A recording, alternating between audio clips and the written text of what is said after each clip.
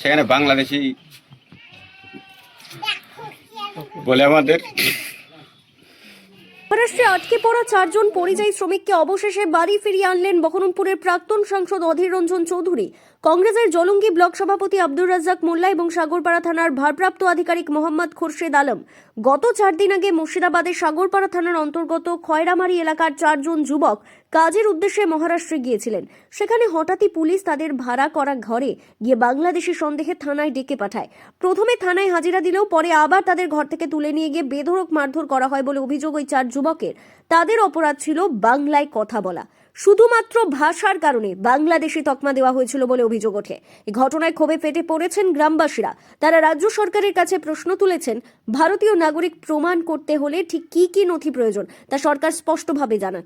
পরবর্তীতে জলঙ্গি ব্লক কংগ্রেস সভাপতি আব্দুর রাজ্জাক মোল্লা, সাগরপাড়া থানার ভারপ্রাপ্ত আধিকারিক মোহাম্মদ খোরশেদ আলম এবং প্রাক্তন সাংসদ অধীর রঞ্জন চৌধুরীর উদ্যোগে ওই 4 যুবককে নিরাপদে খয়রামারিতে ফিরিয়ে আনা হয়। বাড়ির ছেলেরা ফিরে আসায় পরিবার ও গ্রামবাসীদের মধ্যে খুশির আবহ তৈরি হয়েছে।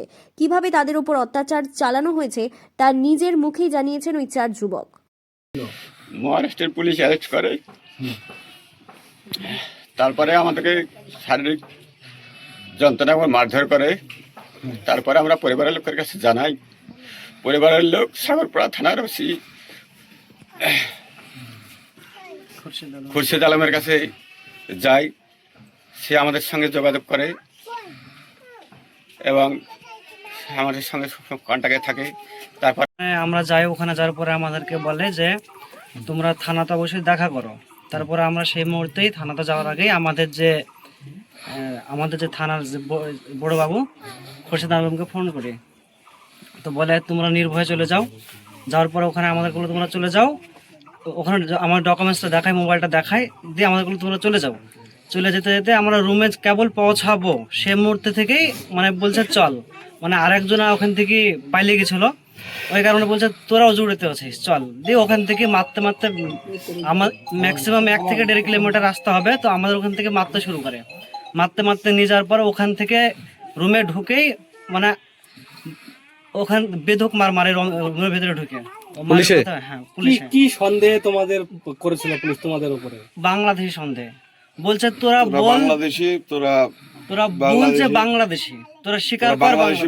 আমরা বলবেন এ নিয়ে আমার একটা বলার যে জলঙ্গির বিধায়ক কোনো মানুষের সম্পর্কে খোঁজ রাখে বলে আমার মনে হয় না, এবং কোনো মানুষ বিপদে পড়লে তার জন্য কোনো চিন্তা ভাবনা করে বলে এটা এর থেকে প্রমাণ হয় যে উনি কোনো যোগাযোগই রাখেন না। এই মানুষগুলি যেদিন বিপদে পড়ে এখানকার মানুষ, এখানকার পরিবার, তারা পুরোপুরি আমার সঙ্গে যোগাযোগ করে। আমি তাদেরকে পরামর্শ দিই যে তোমরা থানা একটা কমপ্লেন করো, ওসির সঙ্গে একটা কথা বলো। আর আমি আমার নেতা অধীর রঞ্জন চৌধুরীকে আমি পুরো বিষয়টি জানাচ্ছি। সেই মতো আমি জানিয়েছি। জানানোর পরে অধীর রঞ্জন চৌধুরী ওখানে আমাদের দিল্লিতে যে অফিস আছে সেই অফিসের সঙ্গে যোগাযোগ করে দেয়। এমনকি আমাদের এই ছেলেরা যারা ভিকটিম তাদের সঙ্গে যোগাযোগ করে, দাদা নিজে যোগাযোগ করে ওরা কি অবস্থায় আছে সেটা জানতে চান। সম্পূর্ণ সহযোগিতা যেটা করার দরকার। এবং উনি নওদার জনসভায় পরিষ্কার বলেছেন যে জলঙ্গির আমার ব্লক সভাপতি আব্দুর রাজ্জাক সাহেব যে অভিযোগটা করেছে আমাদের যে বোম্বে যে অসুবিধায় আছে তারা, সেই অসুবিধাকে আমরা আমাদের দলীয়ভাবে আমি নেতা অধীর রঞ্জন চৌধুরী আমার প্রচেষ্টায় আমি চেষ্টা করব সেখানকার আইজি, ডিআইজি এবং ওই সরকার যারা আছে তাদের সহযোগিতা নিয়ে আমি তাদেরকে বের করব। কেন আমার দেশ স্টেটের লোক কেন বাইরে কাজ করতে যাবে? কেন এখানে সোর্স করেনি?